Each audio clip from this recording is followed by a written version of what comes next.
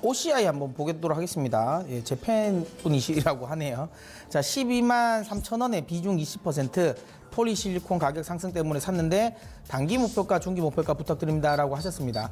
사실 이제 이 OCI와 관련된 부분에 있어서 우리가 이제 봐야 되는 건 결국은 이제 폴리실리콘 가격도 맞습니다. 맞고 그다음에 정부 정책, 어쨌든 정부 정책과 관련된 수혜주이기도 하죠. 우리나라 아무래도 탈원전과 관련된 부분이 나오다 보니까 정부 정책에 대한 수혜주이기도 한데 이제 이 OCI를 볼 때는 결국에는 이제 미국 쪽에 이제 세이프가드와 그다음에 이제 중국 쪽에 이제 이 반덤핑 관세 이거를 사실 완전히 배제하고 볼 수는 없습니다. 이거를 지속적으로 좀 봐야 되는 부분이기 때문에 일단은 뭐 이거를 한번 이야기 드리자면 일단은 미국의 세이프가드와 관련된 부분에 있어서는 오히려 이쪽은 올해까지는 저는 굉장한 수위가 될 것 같습니다.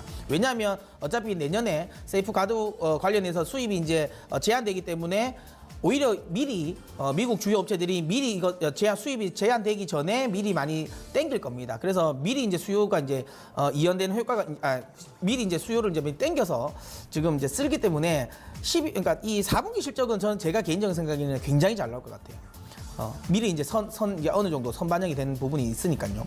그 다음에 이제 중요한 건 이제 하지만 이게 이제 뒤로 가면 그렇다면 이제 내년에 가면 매출 부진이 좀 눈에 띌 가능성이 높죠. 일단 미국 쪽에 북미 지역에 관련된 일단 매출 비중이 좀 급격하게 떨어질 가능성이 높기 때문에 이거는 이제 또 생각을 한번 해봐야 되는 부분이고요. 또 하나는 중국 쪽 이슈인데 결국 이제 반덤핑 관세가 이제 부과가 되었는데 뭐 다행스럽게도 어쨌든 최고 관세율은 안 받았어요. 그럴 수밖에 없죠. 왜냐하면 OCI 사실 이제 캐파 자체가 중국에서 수입하는 업체들이 많으니까 여기에 완전히 그냥 최대 세율이 올린 게 원래 48%인가요? 거기서 지금 113%까지 올려버렸잖아요. 최고 세율은. 그러니까 이제 이걸 최고 세율은 때려버리면 당연히 이제 중국 자국 기업들이 오히려 피해가 보기 때문에 최대 세율을 맞지는 않았습니다. 하지만 어쨌든 원래 한 2% 후반이었는데 지금 4%까지 올랐어요. 그러니까 한 2배 정도가 오른 거죠. 그렇기 때문에 이제 관세율 관련 부분은 이제 전혀 피해가 없진 않는데 그나마 다행스러운 건 어쨌든 제 개인적인 생각은 좀 선방은 한 것 같습니다. 그러니까 중국 관련 관세 부분은 좀 선방은 한 것 같은데 다만 중요한 건 어쨌든 이 종목 같은 경우가 여러분 혹시라도 태양광 이 폴리실리콘 관련 부분에 있어서 오해를 하시면 안 됩니다. 이게 마치 이제 태양광이고 무슨 폴리실리콘이고 그다음에 순도 관련 이야기가 나오다 보니까 굉장히 이게 쉽게 말하면 뭐 기술 격차와 관련된 부분이라고 생각하실 수도 있는데요.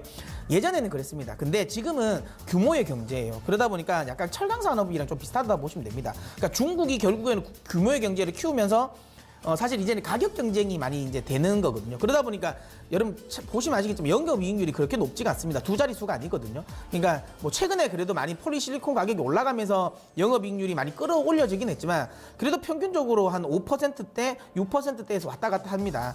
근데 거기서 이제 어쨌든 관세율이 올라갔다는 건 완전히 이제 안심할 수는 없는 부분이고요. 하지만 이제 제가 이야기 드리는 건 그러면 이제 지금 자리에서는 단기적으로는 그래도 저는 괜찮을 것 같습니다. 왜냐하면 4분기 실적이 나오기 전까지는 괜찮을 것 같습니다. 4분기 실적이 굉장히 잘 나올 거거든요.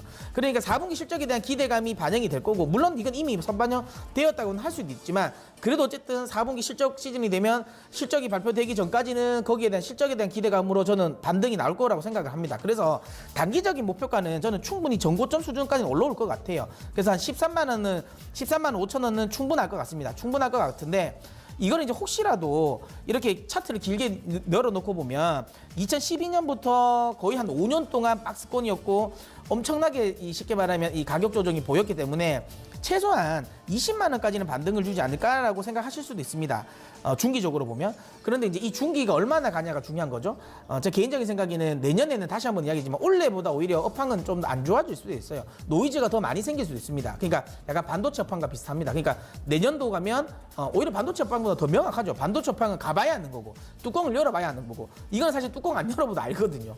그렇기 때문에 제 개인적인 생각에는 중기적인 목표가를 잡고 가지는 마십시오. 그냥 저는 단기적으로 한 14만 원 정도까지 오면 일단은 정리를 하고 다른 종목을 하시는 게 맞지 않나라고 생각합니다. 왜냐하면 4분기 실적 발표 때까지는 1월 달까지는 나쁘지 않지만 발표되고 나면 그 다음에는 조금 1분기든 2분기든 실적에 대한 우려가 나올 수 있으니까 그거는 그때 조심해야 되기 때문에 일단 단기적인 목표가만 저는 한 14만 원까지만 보고 들고 가시기 바랍니다.